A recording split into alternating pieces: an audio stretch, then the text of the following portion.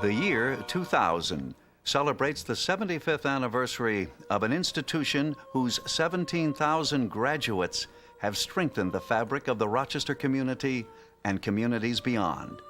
With uncompromising dedication, the Aquinas Institute has sought to help the young men and eventually young women of Rochester lead exemplary lives while providing a well-rounded and fundamentally sound education.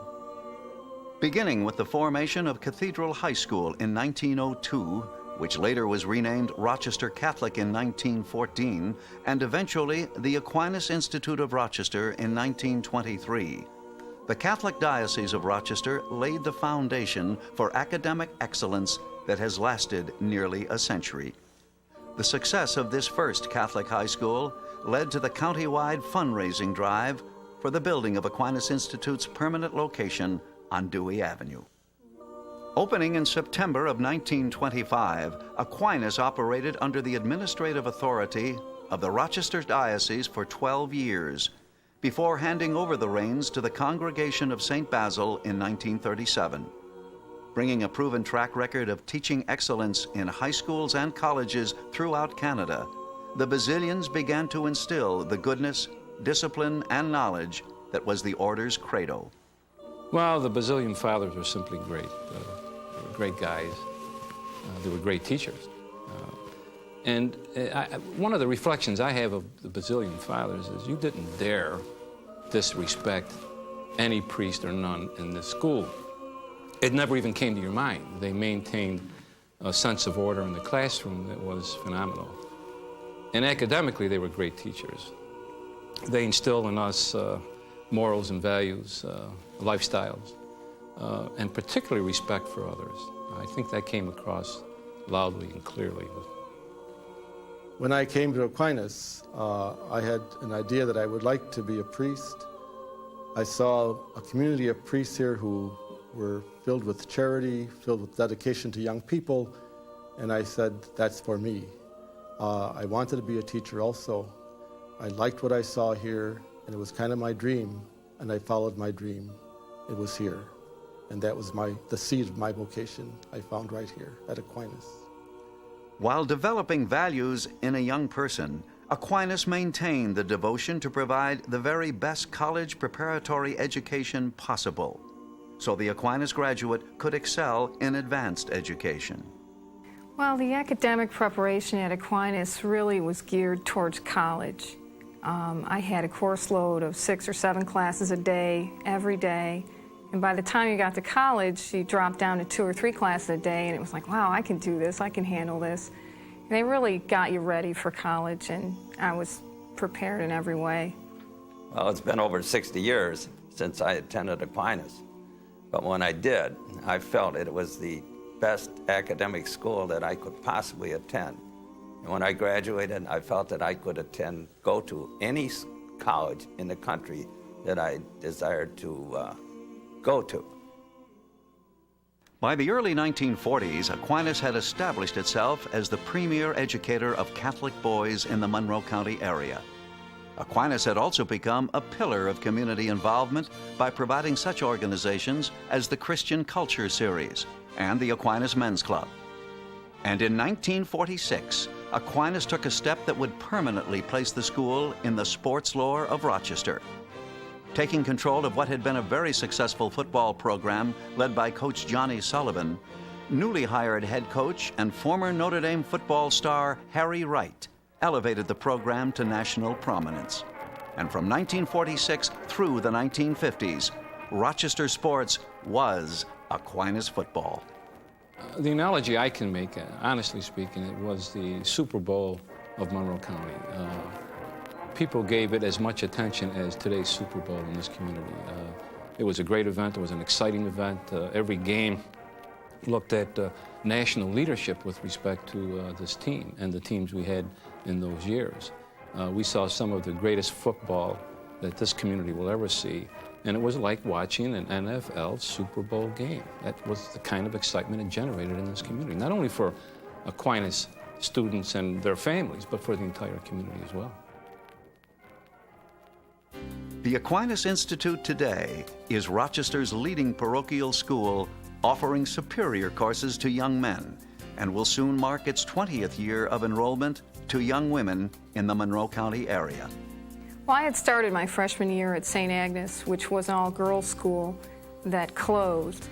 So after my freshman year, I had the decision of where to go after that. And we chose Aquinas, and when I got here, I was very glad. It was much more of a structured atmosphere. And there's a big debate going on about should you send your girl to an all-girls school, thought process being they might get a little more attention there, or should you send her to a co-ed education. And having done both, I can definitely say that the co-ed education is the way to go. Today, I feel that Aquinas has come back to the same point that existed when I went here. I feel today the academic excellence of Aquinas is equal to what it was back in those days, but it's been modernized, as I just observed when I went through the school with Patrick. And in my day, they didn't have computers. Today they do. But as Patrick said, you still have to have good teachers regardless of all the computers.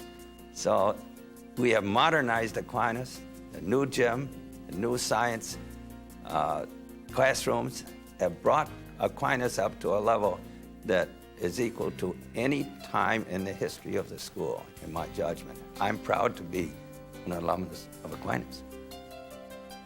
The Aquinas Institute in the coming years and decades will continue to meet the challenge of developing young men and women by balancing traditional liberal arts with exposure to technology, while never losing sight of our Catholic heritage.